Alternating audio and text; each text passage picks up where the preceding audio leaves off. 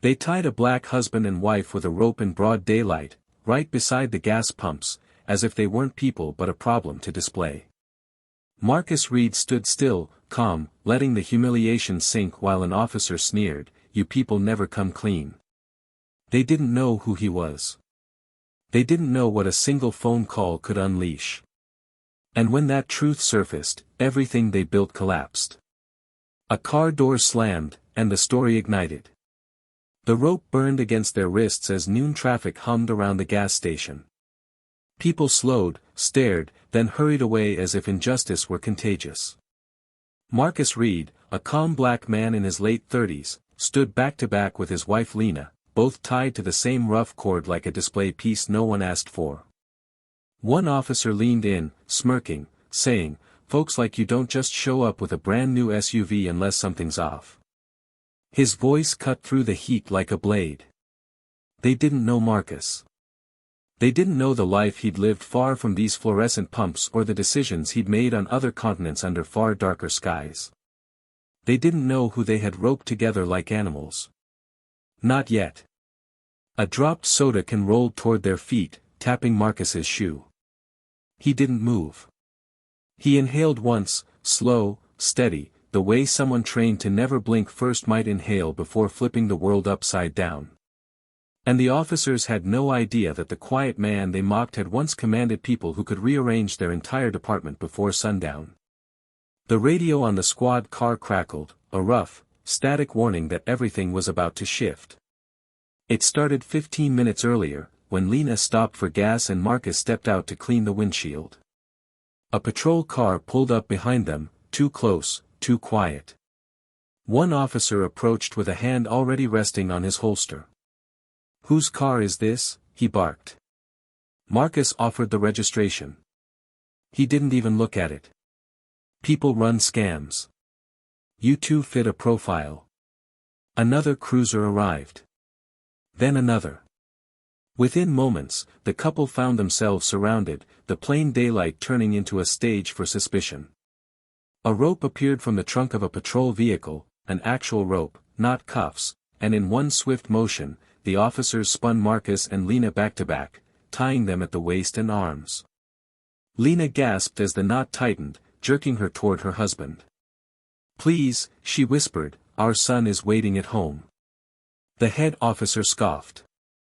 "Save it. You'll both sit tight until we figure out what you're really doing here."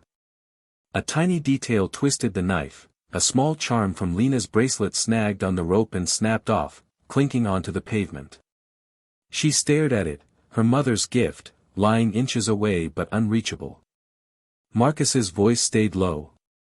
"Lena, breathe. Don't let them take more than they already have." The humiliation wasn't loud, it was the kind that sinks in slowly, grain by grain. A teenager tried to film, but an officer stepped toward him. "Walk away unless you want your phone taken as evidence." The boy fled. All around them, cars passed, people glimpsed the scene but didn't interfere. Isolation wrapped the couple tighter than any rope. Marcus asked calmly, "What's the charge?" The officer's smile was everything ugly. "Existing suspiciously. If you were here, watching two innocent people tied up at a gas station like a roadside warning, what would you do?" The rope pressed deeper into Marcus's skin as the wind shifted, carrying the distant sound of a chopper somewhere beyond the city line. At the precinct, the rope stayed on. They sat on metal chairs, still tied, still back to back, like mannequins used for a training video.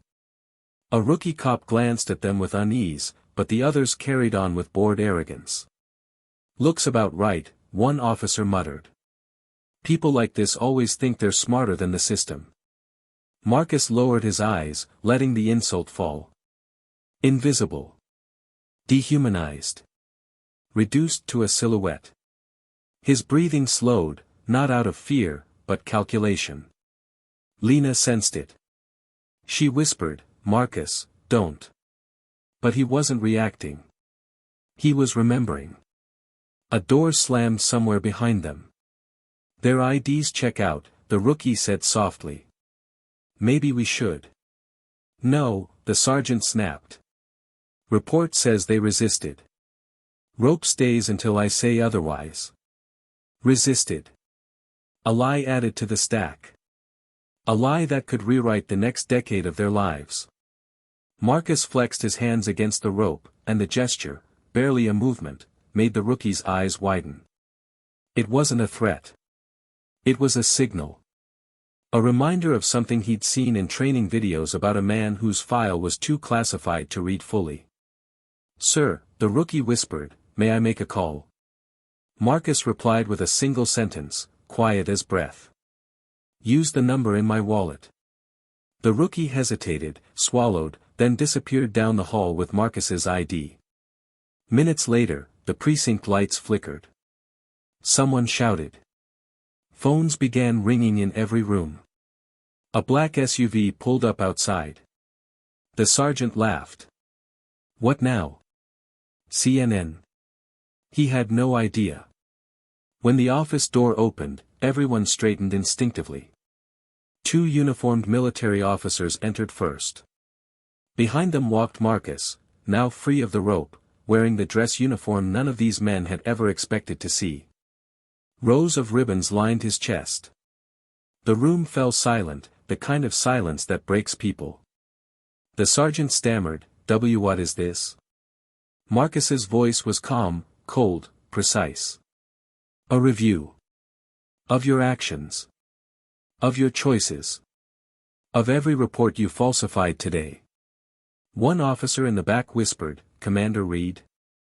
The title hit the room like a fault line snapping open. Federal investigators stepped in, placing the sergeant and 2 officers in cuffs, the same treatment they had denied Marcus and Lena the dignity of avoiding. Marcus approached Lena, helped her to her feet, and touched the broken charm he'd picked up from the station floor. He pressed it gently into her palm. "They tied the wrong people," he said quietly. He didn't shout. He didn't threaten. He didn't need to. Justice didn't arrive wearing hashtags or holding candles. It walked in with boots polished and protocols sharpened, demanding consequences instead of apologies. Outside, as the investigators loaded the officers into waiting vehicles, Marcus glanced back at the precinct door. For a moment, something unspoken flickered in his eyes, an open question the world still hasn't answered. How many ropes like that one are still out there, waiting to be cut?